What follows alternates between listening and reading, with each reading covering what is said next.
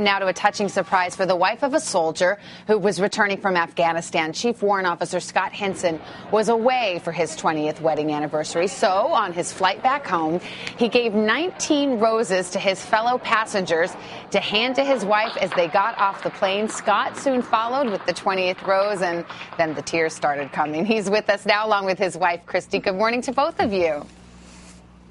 Good morning. Good morning. Scott, we are so impressed. How did you come up with this idea? I just, was in Afghanistan about 6 weeks ago, and I started, thinking about I wanted to do something different for our anniversary, and I knew I wanted to give some roses, and so I just thought of, how can I do it, something different, and so that's when I started working with my daughters, Brianna and Chasten, about working out a plan about how to do this and using the passengers, but. There's some issues trying to figure it out, how exactly to do it. But. Yeah, well, I want to get to that in a second. But, Kristi, what did you think when passengers started coming down the escalator handing you roses? Or does that just happen to you all the time anyway? Oh, no, never happened before. This was just a typical coming home for the mid-tour, nothing major. And I saw two passengers coming down with a single rose each, and I was like, what in the world? So I just dismissed it and turned around and looked back up the escalator waiting for him, and before I knew it, they were behind me saying happy anniversary, and that's when I realized that those roses were for me.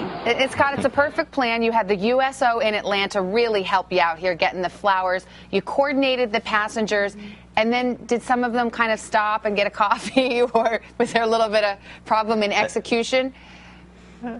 Yeah, right. Like I said, it was a matter of kind of lining everybody up to be in the right place. And so when we got the passengers involved, the flight attendant at the very beginning started handing them out. But the problem was I was at the midsection of the plane, and some of the people were at the front.